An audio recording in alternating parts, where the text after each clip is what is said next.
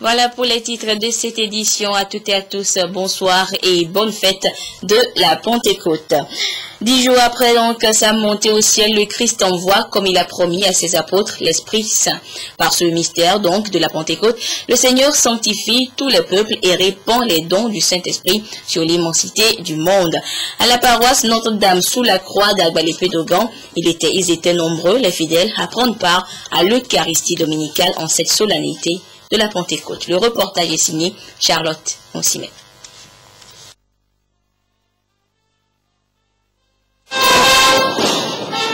Vous recevrez une force, celle du Saint-Esprit. Alors vous serez mes témoins à Jérusalem, dans toute la Judée, la Samarie et jusqu'aux extrémités de la terre. Telle a été la promesse faite par le Christ à ses disciples avant de les quitter. Une promesse honorée en ce jour de la Pentecôte où le Christ envoie à ses disciples le Saint-Esprit. Cette venue du Paraclet est célébrée dans les cœurs et dans la communauté chrétienne, comme ici à la paroisse Notre-Dame sous la croix d'Agbalépé-Dogan. L'Esprit Saint reçu renouvelle la face de la terre et transforme la vie de tous les chrétiens pour qu'ils deviennent des créatures nouvelles. Cet esprit aide le chrétien à vivre sa vie à la suite du Christ. Une vie pleine d'amour, une vie où le chrétien se donne totalement à son Dieu pour que le monde soit transformé. Parce que nous, les chrétiens aujourd'hui, nous sommes le ferment que le Seigneur, que Dieu a semé pour que nous transformions notre monde. Par cet esprit dispensateur des dons, les fidèles reçoivent alors la mission d'annoncer la bonne nouvelle à toutes les nations. Le Christ nous envoie en mission, il a dit, comme le Père m'a envoyé, moi aussi je vous envoie. Qu'est-ce que le Christ a fait? Il a aidé le monde à ressembler à son Père. Alors il nous demande à nous les chrétiens aujourd'hui, comme nous avons reçu le don de l'Esprit Saint, de ressembler à notre Dieu. De vivre une vie paisible, où il y a l'harmonie, la paix, où il y a la transparence. Une vie qui se donne à voir. Une vie qui nous aide à aimer nos frères et sœurs pour que le monde, là où nous vivons, soit un monde de paix, de joie, d'harmonie et d'amour. À travers chants de louanges, actions de grâce et prières, le peuple chrétien a témoigné sa reconnaissance à Dieu pour les 7 dons du Saint-Esprit reçus, à savoir le don de la sagesse, d'intelligence, de conseil, de force, de science, de piété et de crainte de Dieu.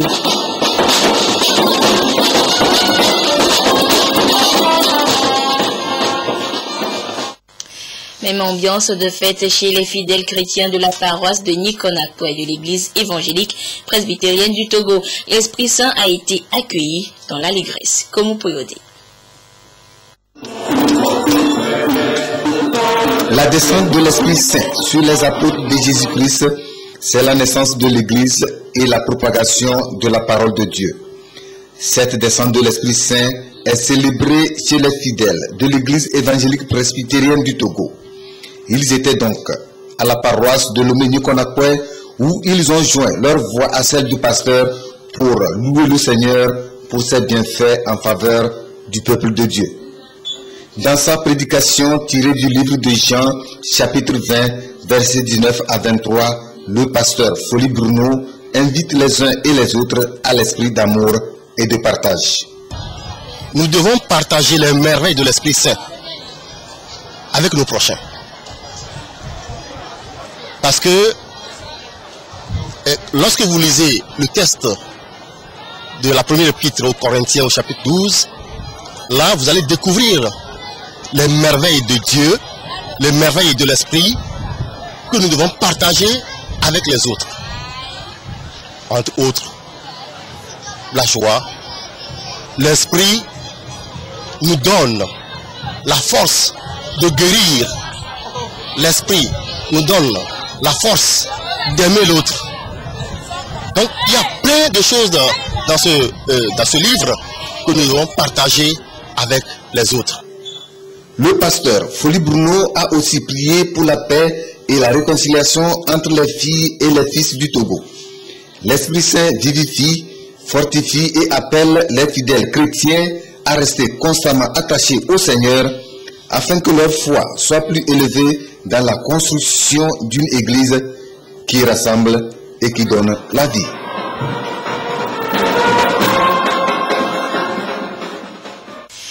Les fidèles de l'église des Assemblées de Dieu, Temple du Calvaire, étaient également à l'église ce dimanche pour la prière de la Pentecôte. L'avènement du Saint-Esprit célébré de par le monde permet aux chrétiens de renforcer leur foi en Christ et de propager ainsi la bonne nouvelle à travers l'évangélisation. Suivant l'ambiance qui a régné ce dimanche au Temple du Calvaire à Lomé avec Arnold Kili.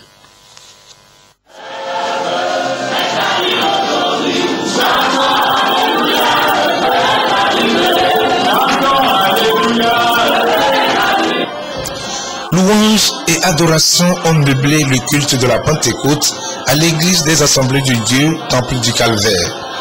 La descente de l'Esprit Saint sur les disciples de Jésus-Christ est célébrée de par le monde pour magnifier la puissance divine manifestée sur les hommes. Le Saint-Esprit sanctifie, guérit, protège et guide les chrétiens vers le salut. La promesse tenue par Jésus-Christ après 10 jours de son élévation vers le Père, en envoyant le Saint-Esprit, a donné le courage aux disciples de propager la bonne nouvelle. Le jour de la Pentecôte, ils étaient 120 dans la chambre haute. Quand l'Esprit de Dieu est descendu sur eux, ils ont commencé à en parler en d'autres langues, en glorifiant le Seigneur. Et après cela, ils sont sortis bouleverser le monde entier par l'évangile de Jésus-Christ. Donc, l'église Assemblée de Dieu, la Pentecôte c'est la moisson c'est l'évangélisation, la moisson c'est la prédication et la Pentecôte encore c'est la marche du chrétien sur le chemin de la vérité, sur le chemin de la sanctification et sur le chemin du don de soi à Christ. Les chrétiens invoquent ce jour l'Esprit Saint pour vaincre les forces du mal. Les fidèles de l'église des Assemblées de Dieu, Temple du Calvaire, ont prié pour renouveler cette puissance divine sur eux dans leur vie quotidienne. Pour ces fidèles, ce jour est la découverte incroyable d'une force nouvelle, celle de l'Esprit de Dieu donné en abondance au baptême. L'Esprit purifie, vivifie, fortifie, console, inspire. Bref, l'Esprit conforte les chrétiens dans une foi vivante et joyeuse.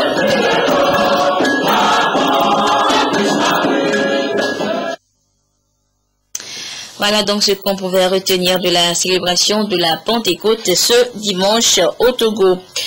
Autre actualité, l'accès des pauvres aux services financiers premier-né du FNFI est effectif depuis quelques semaines. Mais a-t-il effectivement démarré dans toutes les localités du pays? Pour le savoir, la ministre Victoire Toméga Dogbe du développement à la base était dans les préfectures de Blita, Ao et du Moyen-Mono. Le reportage est signé Yves Agdevivi. La mobilisation était grande, que ce soit à Blita, Notien ou à Tong, 3 localités de la région des Plateaux qui ont été visitées par Madame le ministre du Développement à la base, de l'Artisanat, de la Jeunesse et de l'Emploi des Jeunes, Victoire Toméga Dogbe, soutenue par sa collègue des Sports et des Loisirs, Angèle Amouzo-Diaké. Et pour cause, constater l'effectivité du démarrage du premier produit du Fonds national de la finance inclusive, l'APSEF, entendez, accès des pauvres aux services financiers. Un déplacement vivement salué par les préfets des différentes localités qui ont invité les populations à se saisir de l'occasion qui leur est offerte pour améliorer leurs conditions économiques et partant leurs conditions de vie. Après la rencontre avec les populations où la délégation a davantage expliqué les fondements du FNFI et les conditions d'octroi des prêts de l'APSEF, la ministre a dans chaque préfecture rencontré des groupements de femmes bénéficiaires de l'APSEF. Ces dernières ont dit leur satisfaction. Nous comptons par exemple ce que je vendais. Si j'avais par exemple 25 000, aujourd'hui si je prends les 30 000, j'augmente mon pouvoir d'achat, ça me fait 55 000. 55 000 peuvent aussi diversifier tout ce que je vends pour pouvoir rembourser à la fin de chaque mois jusqu'à 6 mois.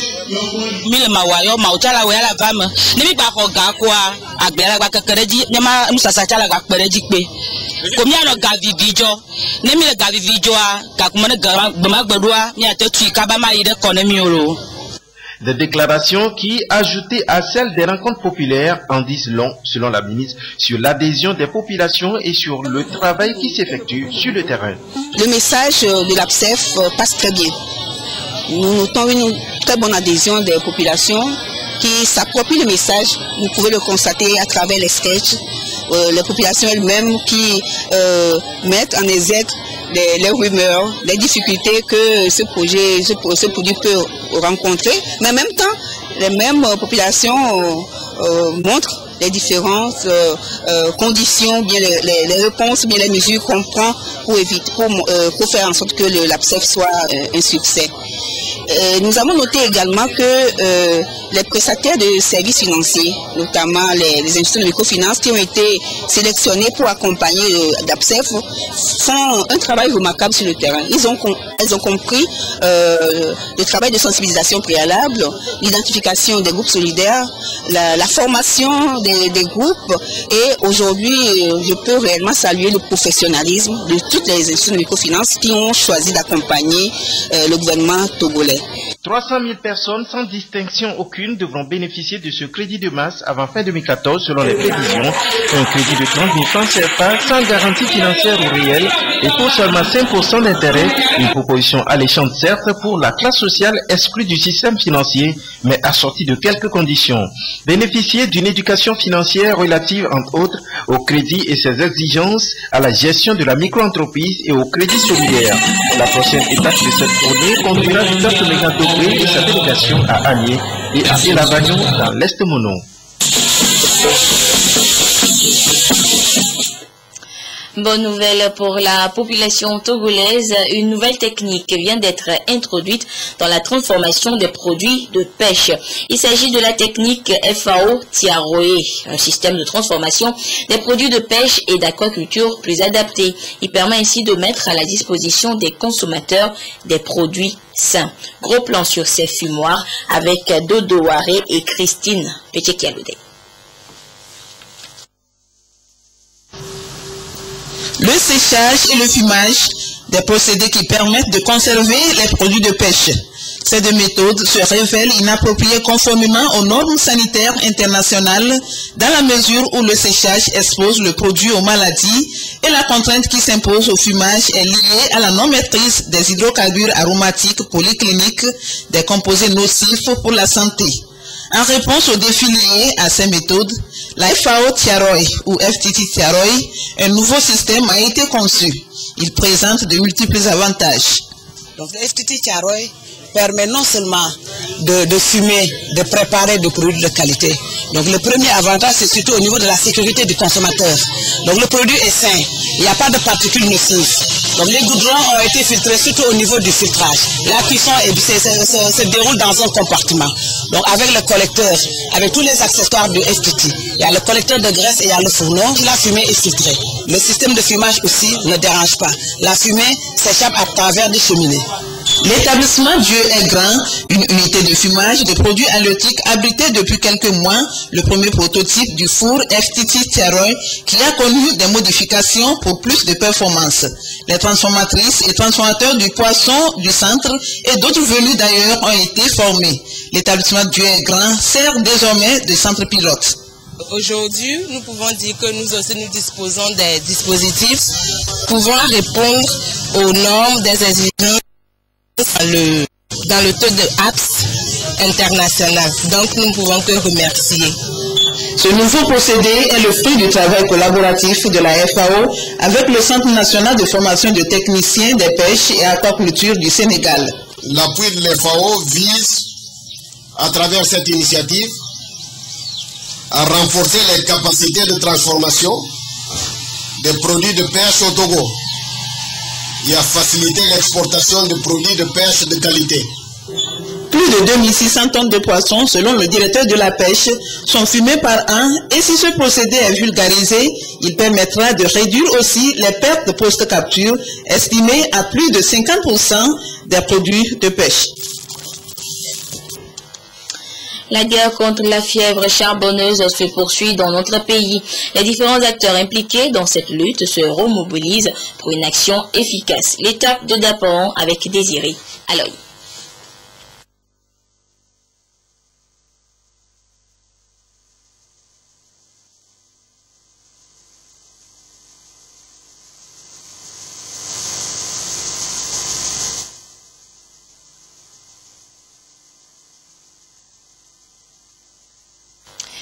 Quelques soucis techniques, nous reviendrons sur cette remobilisation des acteurs de lutte contre la fièvre charbonneuse dans le courant de cette édition.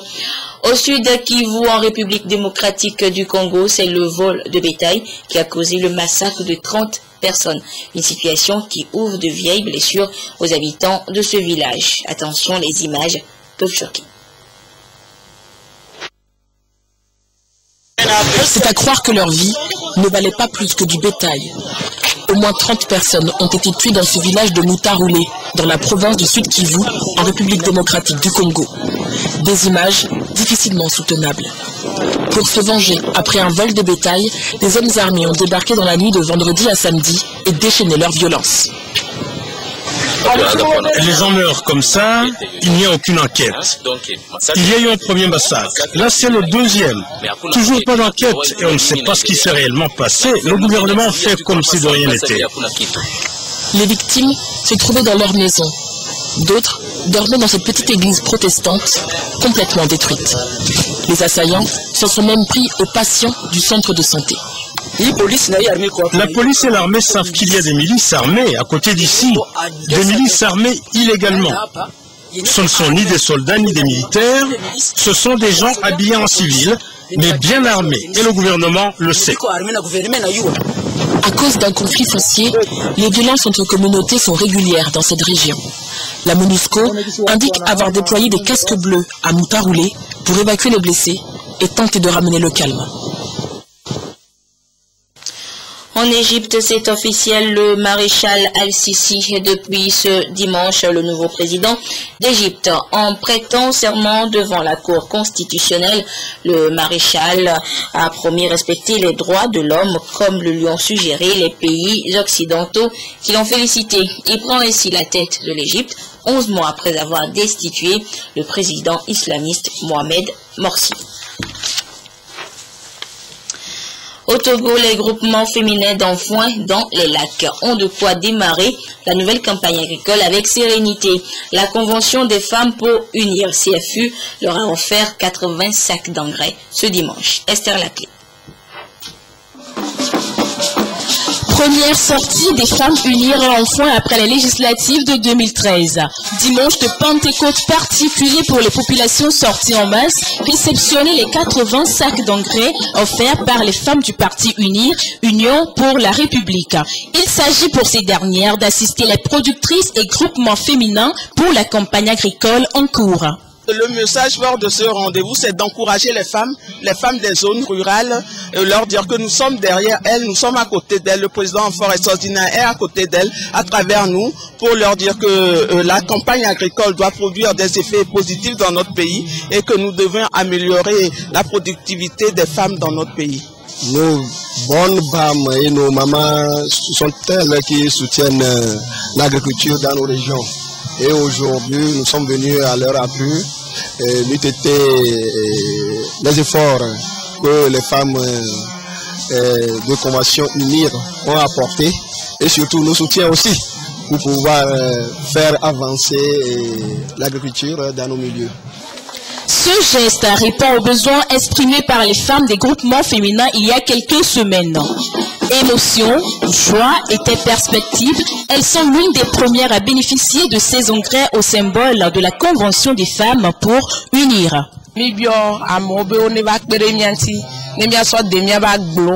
On a sollicité de l'aide pour l'agriculture, on ne s'y attendait pas, mais la Convention des femmes pour unir est venue nous offrir ces engrais. Nous les remercions et les soutenons. Cette campagne de distribution des engrais va prendre en compte toutes les régions du Togo. Elle rentre dans la droite ligne des missions de la Convention des femmes pour unir, mise en place en novembre 2012 pour soutenir les femmes togolaises et accroître leur productivité. À retenir également dans l'actualité, le parti politique Le NI a animé hier à son siège à Lomé une conférence de presse pour donner son point de vue sur le dialogue politique inter-togolais. Le reportage est signé Helmut Pinto et Carmen Madjé à Kako. Le parti politique Aloni se prononce sur la tenue du dialogue politique de Togo Télécom. Dans une déclaration liminaire, le président du NI, Gabriel Sassou-Nguesso, déclare que son parti reste convaincu que les réformes institutionnelles et constitutionnelles ne peuvent être débattues que dans un cadre inclusif, prenant en compte les formations politiques ayant participé aux législatives de 2013. Nous voulions replacer le débat en le situant dans le sens de la réconciliation. Que la réconciliation, après les travaux de la CVJR, nous impose un nouveau style politique qui doit être un pacte républicain. Ce pacte républicain doit nous amener à la 5e République. Pour les responsables de cette formation politique, les acteurs politiques doivent également inscrire le processus de réconciliation dans les défis à relever par le Togo pour construire une nation apaisée. Ce 8 juin est la journée mondiale des océans.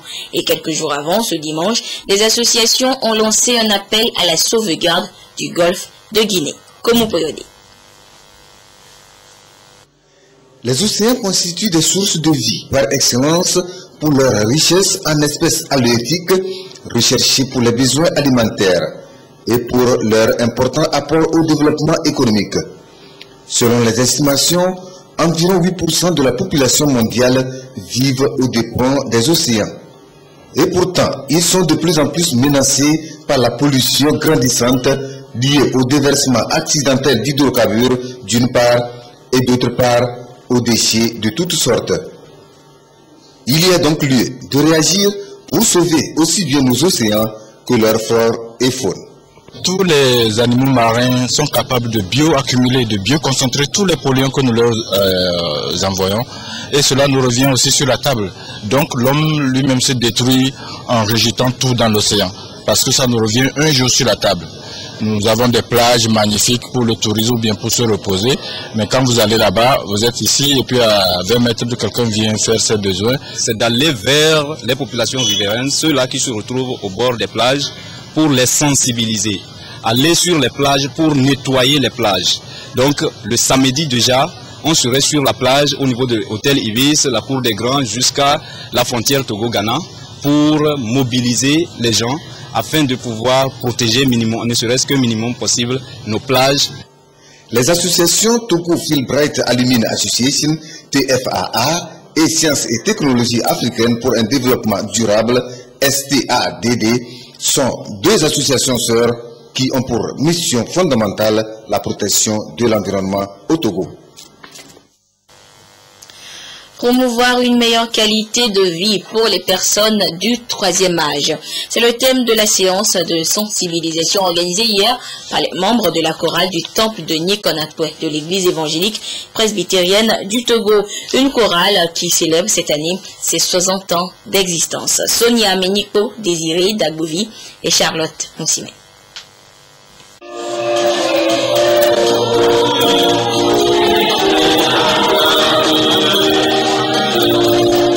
Ont répondu à l'appel de leur chorale, ces personnes âgées de l'église évangélique presbytérienne du Togo.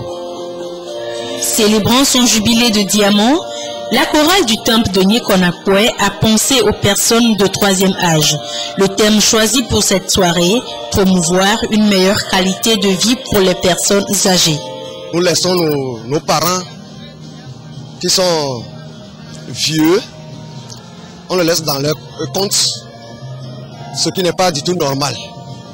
C'est nous les jeunes qui devons les soutenir. Nous avons fait un programme pour les jeunes maintenant. Et on va créer une école biblique pour cela. Comme ça, on va éduquer les jeunes de la paroisse pour qu'ils sachent qu'ils ont un rôle à jouer. Chant d'adoration et de louange. Causerie débat axée sur la lombalgie, animée par le docteur Amilignator.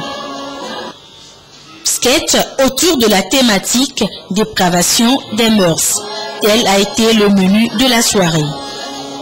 Quand vous nous voyez comme ça, les personnes âgées, la plupart disent « j'ai mal au rein, j'ai mal à la jambe, j'ai mal au... » patati patata. Et c'est vrai. Certaines maladies sont des maladies de personnes âgées. Les os s'usent, les muscles ne sont plus solides. Et on ignore souvent qu'est-ce qu'il faut faire. Plusieurs activités d'ordre culturel et spirituel vont marquer ses 60 ans d'existence. Créée le 15 juin 1954, la chorale du Temple a à son actif un album. En bref, à noter dans l'actualité sportive de ce dimanche, la 9e victoire de l'Espagnol Rafael Nadal au tournoi de Roland-Garros. Le numéro 1 mondial remporte ainsi la victoire devant le numéro 2, Novak Djokovic. Et puis de la musique pour terminer, après 3 ans d'interruption pour manque de financement, les MTV Africa Music Awards, Mamas, étaient au rendez-vous cette année. En Afrique du Sud, les Mamas ont célébré la musique africaine. Regarde. Le temps d'un week-end, Durban, la très touristique ville sud-africaine, est devenue le temple de la musique africaine. Elle accueillait l'édition 2014 des Mamas, les MTV Africa Music Awards, la déclinaison continentale des célèbres MTV américaines. Sur le tapis rouge, défilé du Gotha artistique, très heureux de retrouver les Mamas après 3 ans d'absence pour cause de difficultés financières. Ça fait très longtemps qu'il n'y avait plus de cérémonie Mamas, donc moi ça me fait énormément plaisir d'être ici ce soir. On va faire la fête, si on gagne, tant mieux, si on ne gagne pas, on fera quand même la fête. La musique africaine aujourd'hui a pris de l'ampleur un peu plus sur le marché européen, américain. Alors ce serait bien que l'on reconnaisse le talent africain et que l'on fasse un peu plus de ce genre d'événements. Pour la première fois, les Mamas ont été retransmises en direct à travers le monde. À part 2 trophées réservés aux artistes qui chantent en portugais ou français, ce sont les anglophones qui raflent les récompenses. Les prix les plus prestigieux ont été attribués à de Nigérians. Tiwa Savage, sacrée meilleure chanteuse. Et trophée de l'artiste masculin 2014 pour Davido. Nigeria, my country, this is for you. Le Nigeria, pays de stars, mais aussi de larmes, rappelle le maître de cérémonie. Ce soir, nous n'oublions pas les jeunes filles kidnappées au Nigeria et nous espérons les retrouver saines et sauves. Moment d'émotion aussi avec l'hommage à Nelson Mandela, le héros de la lutte anti-apartheid, disparu l'an dernier. Enfin, la nouveauté de cette édition, c'est la création du prix de la personnalité de l'année, décerné à Lupita Nyong'o. La comédienne kenyane n'a pas jugé bon de faire le déplacement depuis les États-Unis. Les Mamas le savent, après 3 ans d'absence, il va falloir batailler encore un peu pour reconquérir leur notoriété.